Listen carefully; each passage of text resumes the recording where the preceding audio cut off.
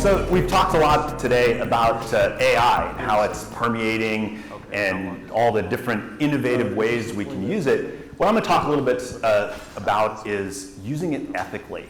And I was actually really happy during the panel to hear, I think almost every single panelist in one way or another mentioned how do you use AI? How can you use it ethically? And the idea of governing the way we use AI. Because AI is permeating everything that we do today. So who are we? IntraEdge is a global organization. We provide services, staffing, software development, and products to many large brands around the world. We're over 2,500 people. And we do this really with an emphasis, especially recently, on AI, on providing AI development and software. So that's kind of what our background is, and we've got offices all over the place. We have several product line groups. We have our services group that provides software development. We have our Learn group, which, as you could guess, is around learning and training. And then we have the Trio platform, which is around governance and compliance. And this is used, again, by many large companies to help govern their privacy and AI usage and utilization. This group already knows this, but AI is changing like everything. It's massive, the impact that AI is having to businesses and to people. I happen to be lucky enough to be one of the low-level engineers standing around at Intel when somebody came up with the idea for the laptop, and I was involved in that and helped introduce it to the world, and it was crazy how transformative that was, to be able to carry a computer around with you when that was a very innovative and weird idea.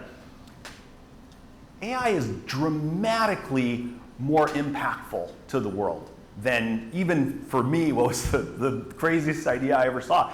We talked about this a little bit earlier, that the kind of three big changes that technology has driven in the world around microprocessors and then the internet and now AI. I don't think we really have processed yet how big this change is to businesses and to humanity, but it's just everywhere. It changes so many things in so many ways. And it's just accelerating now. So if we think about this, often we think AI, it's this brand new landscape and it's the Wild West and there's no regulation of it. That's not really true. There actually are regulations that already apply to using AI in business applications. Earlier we heard the difference between machine learning and generative AI.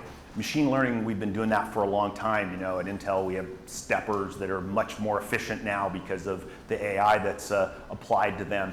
That type of AI utilization has been around for a while, and there's really not a lot of governance around that or a lot of controls around that because people don't care. They don't care about what we call back-end usage of AI, but they do care about front-end usage. And in fact, there's several things today that regulate this already. One is there are many laws around the privacy of information, around personal information. If somebody has my personal information, I have a right to know that. I have a right to have it corrected. I have a right to see it or delete it.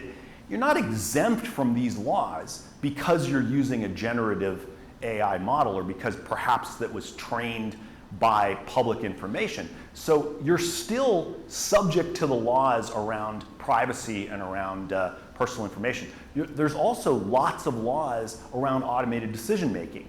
Illinois was the first state that came up with a law around this, and I think almost every state has a law that somehow governs the use of automated decision making. So if you're using it in that context, you are in a segment that's already governed. Recently, though, we've seen an explosion of new legislation to try and provide some guardrails to how you use AI. In fact, there's so many of them that it's hard to keep track of all these. Connecticut, one of the leaders in providing an AI guidance law around regulating this, actually a decent law that I think has some good guidance in it. New York has a law specific to AI. Illinois has one on the books now. Canada has one of the oddest laws I've ever read. It's, if you've read any kind of legislation, it's very prescriptive, it's very specific. The AI law is incredibly general. It says stuff like, you should use AI ethically. It's actually a quote from the law. It's like, what does that mean? How do I do something with that? How do I even understand how to apply this in my life? And we're going to see more and more legislative momentum around regulating AI, and yet it's not very specific. Why is that? Because people don't really understand how AI works, and they don't really understand how it's used. And when you get to the legislature, they understand it even less and less. So why should I care about how AI is used in my company? Because there are risks associated with this. And as we've started to launch our product around AI governance for this, we've collected stories, real stories, from large companies where they didn't understand the risks that they were taking around AI. You know, when AI is driving a car, people understand the risks associated with that. But inside of many companies, retailers and tech companies, they're using AI today and they don't understand the ramifications. And let me give you a couple of examples. So I said, you know, stepper motors, nobody cares. That's at the low end of the risk. What if you're using it to screen resumes? You know, you have some overworked person in HR, and every time they put up a job, they get all these applicants, and they get, you know, cleaning people and stockbrokers and all kinds of irrelevant things. And so, hey, I'll just use AI to just sort through it for me. Well, it turns out that's a very, very risky thing to do, because AI is extremely biased, as we've talked about early. And that's something that is regulated today, and you should be concerned about that kind of usage. If you're using a chatbot, is it the one making the decision about when you get to talk to an actual person? If so, you're regulated right now, because that's automated decision making. It may sound simple, but if that chatbot is the one that gets to decide whether I talk to a human being or not, you're now regulated. If you're putting things into ChatGPT that are perhaps highly confidential, we had one of our clients that wasn't a native English speaker, and he was doing a security audit, and he, you know, put it into ChatGPT, and he kind of proudly presented it as, hey, look, it actually reads nicely for a change. It's not just accurate. He actually breached his own data by pasting it in there. It was an extremely high risk usage of AI. These things are happening all over the place. And what's interesting about all of these stories is the people in charge didn't know about any of them. So the first thing you have to do is you have to figure out where you're using AI. And I had a very small time to spend with you guys today, so I thought I would talk about one thing. If you're going to do one thing around governance, if you're going to do one thing about ethical use of AI in your company, what would that be? It's training. Just start off by training employees that are leveraging AI, because everybody's doing it. Like, I put my resume into AI just to clean up the language, you know? Everybody's doing it. Everybody's doing it at your company, whether you know about it or not. So start off with training.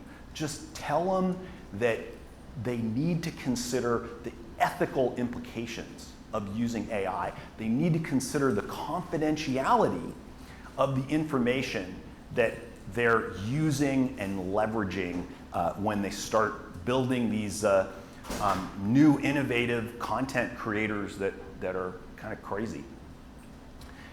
So what does our company do? What we do was around AI is have delivered an AI governance platform, and it starts with detecting usage. And that kind of sounds weird, but companies don't know where they're using it. And so it starts off with scanning everything in the company electronically, surveying employees, and just understanding where that usage begins and what type of use it is, categorizing it in a way by risk. Because there are very low risk usages of AI and there are very high risk usages of AI, and you have to understand where those fit so you can take the next step, which is to remediate some of that risk through training and through just assessing the projects and understanding better ways and more ethical ways to use AI. AI is changing everything. I've never seen anything like this in my career. Been doing technology since I was 14 years old, working on a computer the first time. I was at Intel when there were 70 people there, and saw the massive growth of the potential of the microprocessor, and especially the laptop, which I worked on. And I really thought I had seen transformation. I don't think anybody's seen anything like what AI is going to change in our world. That's it. Thank you.